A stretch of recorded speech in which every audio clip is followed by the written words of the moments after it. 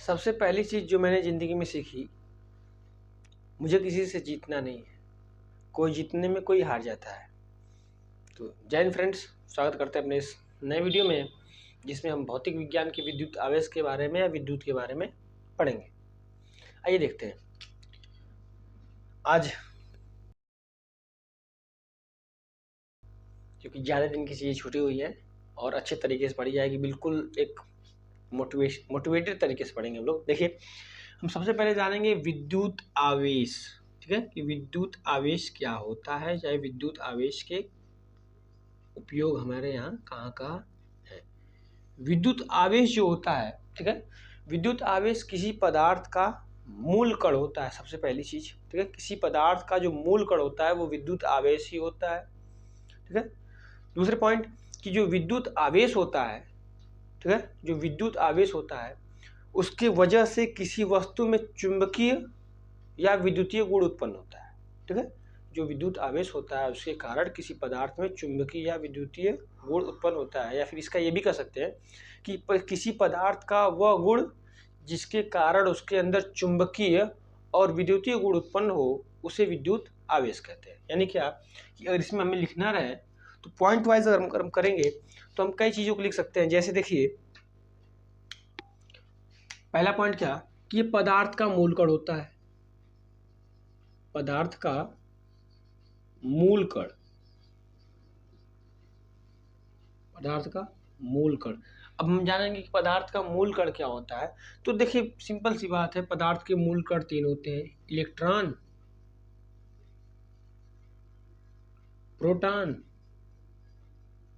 और न्यूट्रॉन, ठीक है। ये तीनों जो होते हैं ये पदार्थ के मूल कण होते हैं। इलेक्ट्रॉन, प्रोटॉन और न्यूट्रॉन, ये तीनों पदार्थ के मूल कण होते हैं। अब हम जानेंगे इसी आवेश में एक और है कि किसी पदार्थ का वह गुण जिसके कारण उसमें विद्युतीय और चुंबकीय गुण उत्पन्न हो। कौन सा गुण? विद्युतीय गुण और चुंबकीय गुण उत्पन्न हो। जैसे हमारे घर जो बिजली होती है, जब हमें मारती है बिजली ना तो हमें अपनी तरफ चुंबक की तरह चिपका लेती है और हमारे शरीर उसका क्या करती है? विरोध करती है, ठीक है। यानी क्या? किसी पदार्थ का वह गुण जिसके कारण उसके अंदर विद्युतीय या चुंबकीय गुण उत्पन्न होते हैं उसे विद्युत आवेश कहा जाता है। अब विद्युत आवेश में हम देखते हैं कि इसका मात्रक क्या होता है, ठीक है। विद्युत आवेश का जो मात्रक होता है वो विद्युत आवेश का मात्रक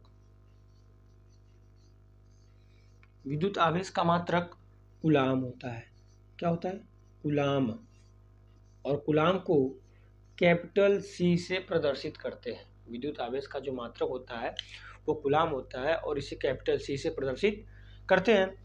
इसके बाद हम बात करेंगे कि विद्युत आवेश कितने प्रकार के होते हैं, ठीक है।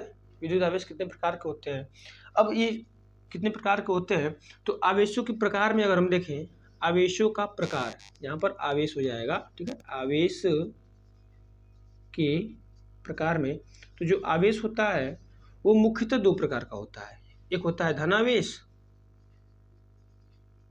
और दूसरा ऋणावेश, ठीक है। इन्हीं दो प्रकार के आवेशों के बारे में हमें पढ़ना है और अच्छी तरीके से जानना है।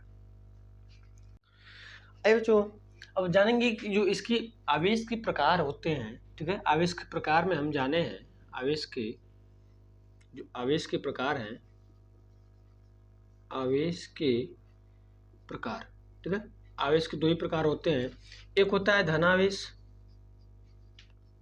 और दूसरा ऋणावेश, ठीक है। एक धनावेश होता है और दूसरा ऋणावेश होता है।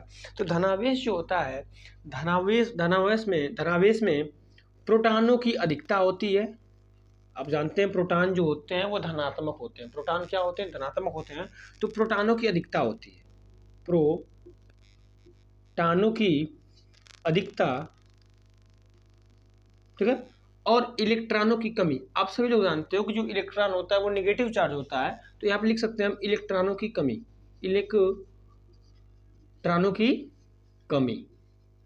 ठीक है। यानी क्या कि जो धनावेश होता है इसमें प्रोटॉनों की अधिकता होती है और इलेक्ट्रॉनों की कमी होती है। अब इसके बाद नेक्स्ट पॉइंट अगर हम बात करें रीडावेस के बारे में, तो रीडावेस में इलेक्ट्रॉनों की अधिकता होती है। किसकी अधिकता? इलेक्ट्रॉनों की अधिकता होती है, ठीक है बच्चों, और प्रोटॉनों की कमी होती है। प्रोटॉनों की कमी होती है जो प्लस चार्ज होते हैं। कौन से चार्ज होते हैं? प्लस चार्ज होते हैं। और हमें यहाँ पर न्यूट्रॉन की आवश्यकता वैसे पड़ती नहीं है, जब पड़ेगी तो देखी जाएगी, वैसे पड़ती नहीं है। यानी क्या कि प्रोटॉन और इलेक्ट्रॉन से ही हम विद्युत धारा को आसानी से समझ लेंगे या फिर जान लेंगे। अब हम पढ़ चुके हैं कि आवेशों के प्रकार में धनावेश क्या होता है, ऋणावेश क्या होता है। अब इसके बाद हम इसमें जानेंगे कि जो आवेश होता है, ठीक है, आवेश, इसका क्या फार्मूला होता है, क्या किस तरीके से इसको निगमन किया जाता है। तो एक वैज्ञानिक ने क्वांटीकरण का नियम दिया है। क्वांटीकरण का नियम ये कहता है Q बराबर NE। Q बराबर NE, जो Q होता है Q N और E। तो हम जानेंगे यहाँ पर कि Q क्या होता है। Q जो होता है ये कुल आवेश होता है। यानी क्या कि किसी परिपथ में, किसी चालक में जो कुल आवेश का मान होता है, Q जो होता है ये कुल आवेश होता है। Q कुल आवेश होता है। N इलेक्ट्रॉनों की संख्या, इलेक्ट्रॉनों की संख्या होता है। और जो E होता है एक इलेक्ट्रॉन पर आवेश, एक इलेक्ट्रॉन पर आवेश।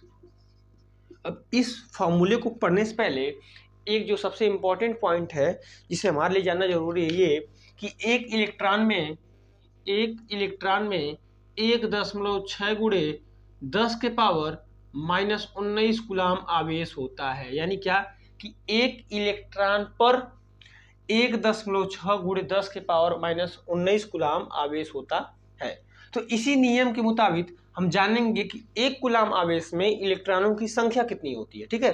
तो आइए देखते हैं, इसमें कोई समस्या नहीं ना है। Q जो होता है कुल आवेश होता है, N जो होता है इलेक्ट्रॉनों की संख्या, और E जो होती है एक इलेक्ट्रॉन पर आवेश। अब हम नेक्स्ट समझेंगे कि एक कूलाम आवेश में कितने इलेक्ट्रॉन होते हैं, ठीक है। एक कूलाम आवेश में कितने इलेक्ट्रॉन होते हैं। तो आइए देखते हैं, एक कूलाम आवेश, ठीक है, एक कूलाम आवेश में, ठीक है, कि इलेक्ट्रॉनों की संख्या कितनी होती है। तो सिंपल सा एक फार्मूला अभी हम जस्ट पढ़े हैं, Q बराबर N और E। यदि कूलाम एक कूलाम है, सॉरी जो आवेश है वो एक कूलाम है, ठीक है, और हमें क्या निकालनी है, इसकी संख्या निकालनी है। और हम जानते हैं जो एक इलेक्ट्रॉन पर आवेश होता है वो होता है 1.6 गुणे 10 के पावर -19 कूलाम, ठीक है। तो यहाँ पर ये मल्टीप्लाई में इधर आएगा तो डिवाइड में होगा। तो एक कूलाम बटे में 1.6 गुणे 10 के पावर -19 कूलाम। इस कूलाम से कूलाम खत्म हो जाएगा, भाई माइनस चार्ज है, ऊपर जाएगा तो प्लस चार्ज होगा, ठीक है। यानी क्या 1/1 गुणे 10 के पावर 19 बट्टे में 1.6। अच्छा देखिए, दशमलव से जब हम इसमें डिवाइड करेंगे थोड़ी सी हमें प्रॉब्लम होगी, ठीक है। तो ये प्रॉब्लम ना हो इसके लिए हम ऊपर और नीचे 100 से मल्टीप्लाई कर देते हैं। 100 से कर दें, हाँ 100